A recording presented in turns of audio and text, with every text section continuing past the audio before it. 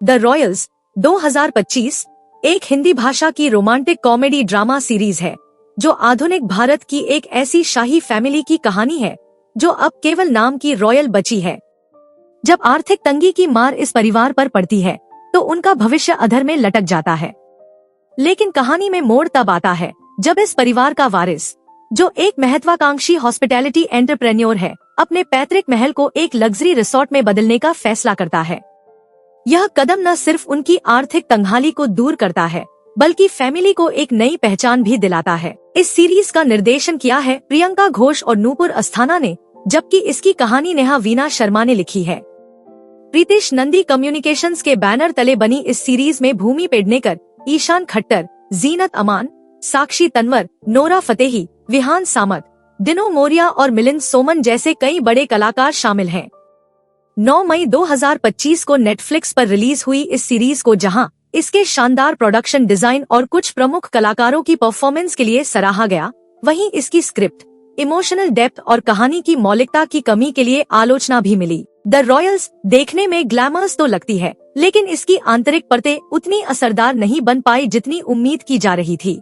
कहानी शुरू होती है श्रीलंका के समंदर किनारे, जहां सूफिया शेखर नाम की सुपर सक्सेसफुल बिजनेसवुमन एक वीआईपी फोटोशूट को ठेंगा दिखाकर अपनी रनिंग पूरी करती है और तभी उसकी टक्कर होती है घोड़े से भी ज्यादा बेकाबू अभिराज से, जो असल में एक राजकुमार है मगर दिल से सिर्फ एक फ्लर्टी मॉडर्न बॉय।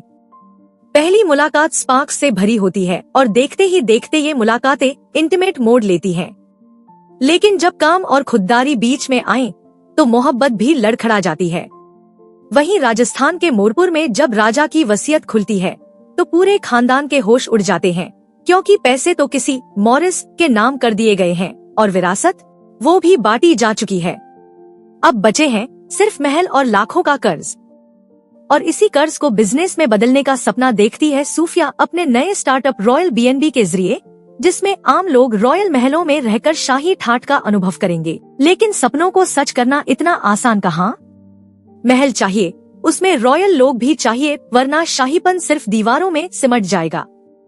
अब देखना यह है कि सूफिया की बिजनेस माइंड और अभिराज की रॉयल विरासत मिलकर इस रॉयल ड्रामे को कहाँ ले जाती है, मोहब्बत में, मैदान में या महलों की मंडी में। द रॉयल्स में इमोशंस, ईगो और एंटरप्रेन्योरशिप का ऐसा कॉम्बिनेशन है जो हर एपिसोड को बनाता है रॉयल, रिच और रिवेंजफुल। कहानी यहाँ से और भी दिलचस्प मोड़ लेती है। दिग्विजय, जो कि परिवार का वो राजकुमार है जो खाना बनाने का शौकीन है, चुपके से अपने हाथों से राजमहल के लिए लाजवाब डिशेस बनाता है, लेकिन वह खुद को कभी राजा के तौर पर पूरी तरह नहीं दिखाता। वहीं कर्ज के संकट ने परिवार को दबोच रखा है और दिग्विजय की कोशिशें एक कंपनी से डील करने तक पहुंचती हैं, जो निकलती है खुद सोफिया की हॉस्पिटैलिटी कंपनी वर्क पोटैटो। लेकिन जैसे ही डील लगभग पक्की होने वाली थी, महाराज अभिराज की एंट्री होती है जो इस डील को रोक देता है, क्योंकि वह समझता है कि फैसले सोच समझकर लेना जरूरी है। महल के करोड़ों के बिल देखकर अभिराज को होश आता है कि परिवार कंगाल हो चुका है और अब उसे ही सब कुछ संभालना होगा। एक तरफ अभिराज अपनी विदेशी दोस्तों के साथ महल पर पार्टी रखता है, वहीं दूसरी तरफ उसकी पुरानी प्रतिद्वंद्वी रंजना भी डील के लिए आ धमकी है। दोनों कंपनियों के बीच टक्कर और मसालेदार तकरारें होती हैं, लेकिन अंत में सोफिया की स्मार्ट डील ही सबका दिल जीत लेती है। साथ ही सोफिया और कुणाल की पुरानी प्रेम कहानी भी एक बार फिर हलचल मचाती है, जहां दोनों का बिजनेस पार्टनर और एक्स का कॉम्बिनेशन देखने को मिलता है। पार्टी में अभिराज और सोफिया के बीच हुई तीखी बहस और डांस उनकी अनकही खटास और मोहब्बत को दिखाती है, जिसके बाद अभिराज घोषणा करता है कि वह अब न्यूयॉर्क नहीं जाएगा बल्कि अपने कर्तव्य को निभाएगा। लेकिन यह फैसला दिग्विजय के लिए एक बड़ा झटका था, क्योंकि अब जिम्मेदारी उसकी कंधों पर और बढ़ गई। फिर आता है बॉलीवुड के बड़े स्टार मिस्टर श्रॉफ का राजमहल में आगमन, जो रानी पद्मजा के दिल में हलचल मचा देता है।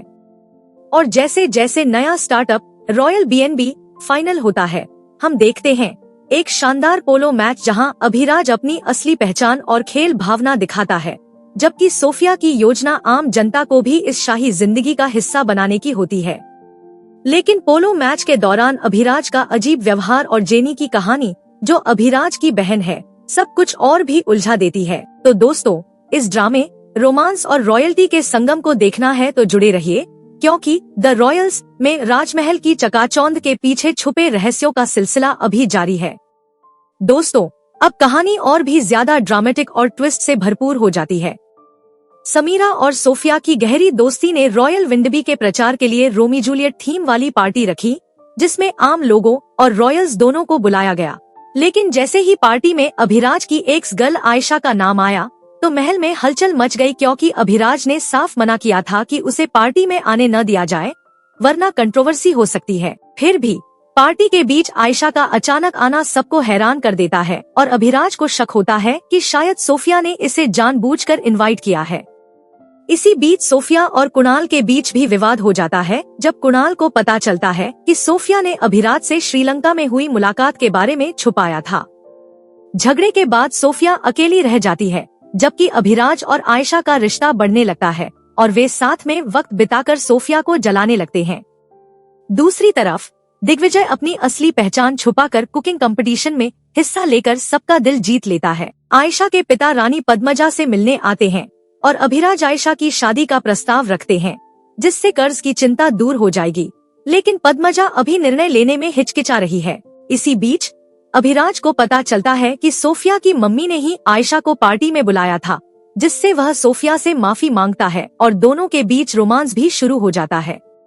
अब बात आती है राजतिलक और रॉयल वी लॉन्च की, जो 3 दिन के अंदर ही होने वाले हैं और दोनों के बीच तारीख को लेकर टकराव भी होता है। लेकिन अंत में अभिराज सोफिया की वजह से रजामंद हो जाता है। राजतिलक वाले दिन आयशा फिर से अभिराज के सामने अपनी शादी की इच्छा जाहिर करती है, जबकि अभिराज पहले ही सोफिया के साथ अपने रिश्ते को मान चुका है।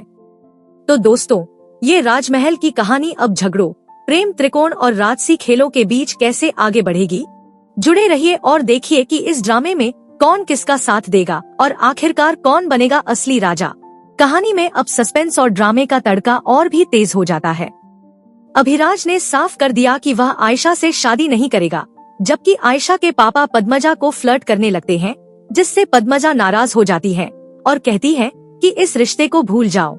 वहीं राजतिलक के दिन तो महल में रॉयल ड्रामा चरम पर था, क्योंकि जुबीन की साजिश से सोफिया को बर्ग पोटैटो की सीईओ की कुर्सी से निकाल दिया गया था और कुणाल भी अब रंजना के साथ हो चुका था।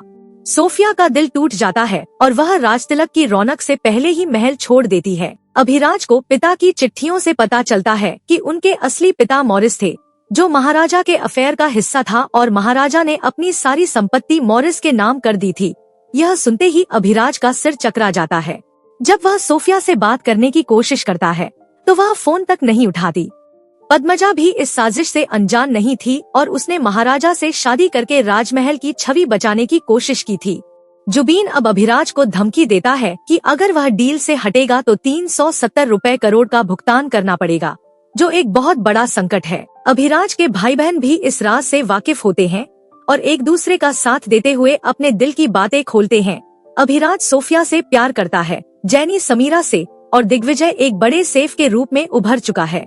अब तीनों मुंबई जाते हैं, जहां सेफ कंपटीशन का फाइनल भी होने वाला है और समीरा, सोफिया भी वही है। दिग्विजय ने फाइनल में कमाल की डिश बनाई, लेकिन उसकी असली पहचान अभी भी छुपी हुई है। दूसरी ओर अभिराज सोफिया को ढूंढते ढूंढते उसके दादा दादी के घर पहुंचता है और दोनों फिर से साथ आने का फैसला करते हैं। सोफिया, जो अब बर्ग पोटैटो की सीईओ नहीं रही, अपनी स्मार्टनेस से डील में एक लूप होल ढूंढती है और 2 महीने का वक्त लेकर 370 करोड़ चुकाने की टक्कर में उतरती है।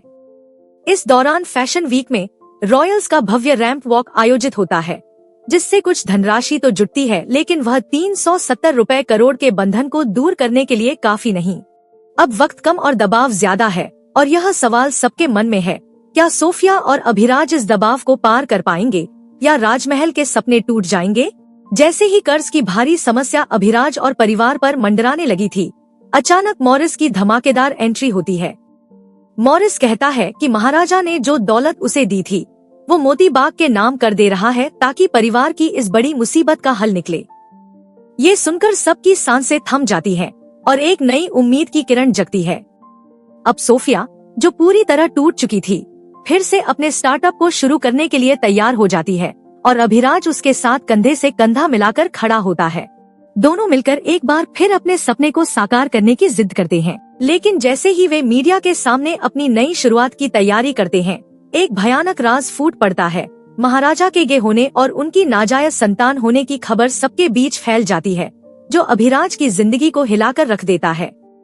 इस राज को लीक करने वाले कोई और नहीं बल्कि आयशा और उसके परिवार वाले थे, जिनका रिश्ता पहले ही खत्म हो चुका था। इसी बीच महल की रॉयल परंपराएं और ड्रामे भी रंग पकड़ते हैं और रानी पद्मजा तक इस साजिश में उलझी दिखती है। शो में प्रेम, सत्ता, परिवार और पहचान की जटिलताएं गहराती जाती हैं, लेकिन इसकी कमजोर लिखाई, ओवर एक्टिंग और बेतुके सीन इसे एक बनावटी ड्रामा में तब्दील कर देते हैं। अभिनय की बात करें तो ईशान खट्टर और साक्षी तन्वर के अलावा बाकी कलाकार कमजोर लगते हैं और भूमि पेडनेकर की निराशाजनक परफॉर्मेंस कहानी को कमजोर करती है। दिग्विजय और जिन्नी की सबप्लॉट दिलचस्प है, पर सही तरीके से विकसित नहीं हो पाई। कुल मिलाकर यह वेब सीरीज रॉयल्स की जिंदगी की चमकदमक के बजाय केवल नाम की रॉयल्टी लगती है, जिससे दर्शकों को जोड़ना मुश्किल हो जाता है। अब आपका नंबर है, आप इस वेब सीरीज को 10 में से कितने स्टार देंगे? कमेंट में जरूर बताएं और वीडियो को लाइक व शेयर करना न भूलें, ताकि हम ऐसे और रिव्यू आपके लिए लाते रहें।